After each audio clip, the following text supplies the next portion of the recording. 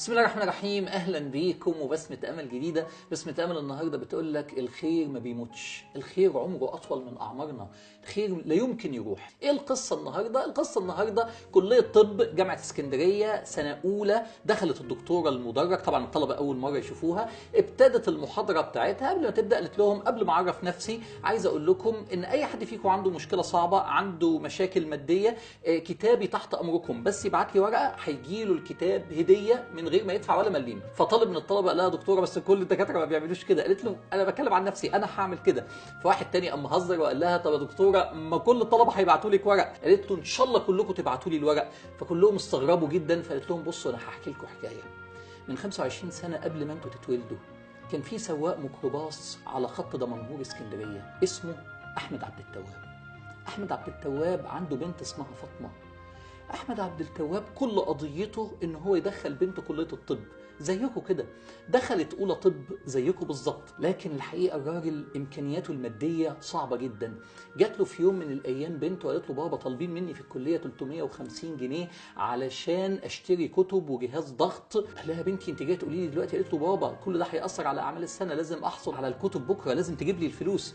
فهو بيقول كانت ليله كلها مطر، ليله صعبه قوي، اضطريت اشتغل طول الليل على خط اسكندريه دمنهور رايح جاي، مع ان مفيش ناس كتيره لان الدنيا بتمطر. وانا راجع من دمنهور على اسكندريه بالليل خالص بصيت لقيت راجل شكله محترم قوي ولابس بدله، عربيته شكلها مكسور، شكله كده اتسرقت العربيه، بيوقفني وهو يعني في حاله صعبه جدا. وقفت له قال لي عربيتي اتسرقت، الله يخليك وصلني البيت، معيش فلوس، لما نوصل اديك الفلوس. ركب جنبي واحنا راكبين لقيت ناس تانية يعني ستات ورجاله ومعاهم اطفال، عيله كده والدنيا برد عليهم.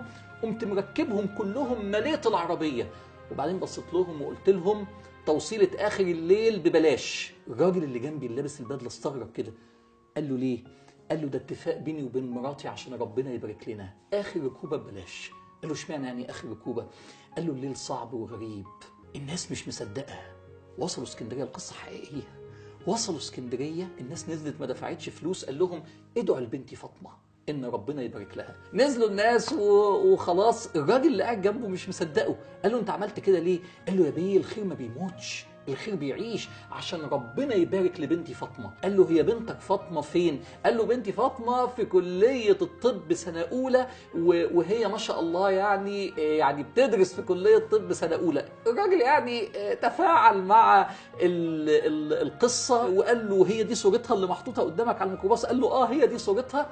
نزل الراجل وروح عم احمد عبد التواب لبنته، بس معهوش غير 200 جنيه. فين بقيه ال 350 جنيه؟ قال لها يا بنتي والله ما عرفتش اجيب اكتر من كده. قالت له يا بابا هيبهدلوني، مش كنت تدفع الناس اللي ركبوا معاك كانت فرقت شويه؟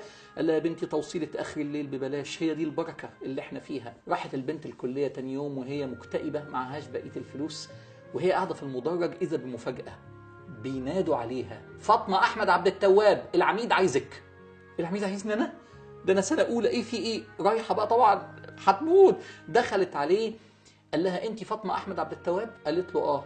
قال لها انا اللي كنت راكب مع ابوكي امبارح، جهاز الضغط والكتب كلها هديه مني ليكي، اي حاجه تحتاجيها تجي لي فورا، ما تدفعيش ولا مليم. بصت الدكتوره للطلبه وقالت لهم احب اعرفكم بنفسي، انا فاطمه احمد عبد التواب. الخير ما بيموتش، الخير ما بيموتش يا جماعه. بسمة أمل لكل واحد يؤمن بالفكرة دي، اعمل الخير لازم يرجع لك، لأن في رب سبحانه وتعالى لا يمكن يضيع الخير اللي انت عملته. بسمة أمل لكل إنسان يعيش بالخير. شكرا والسلام عليكم ورحمة الله.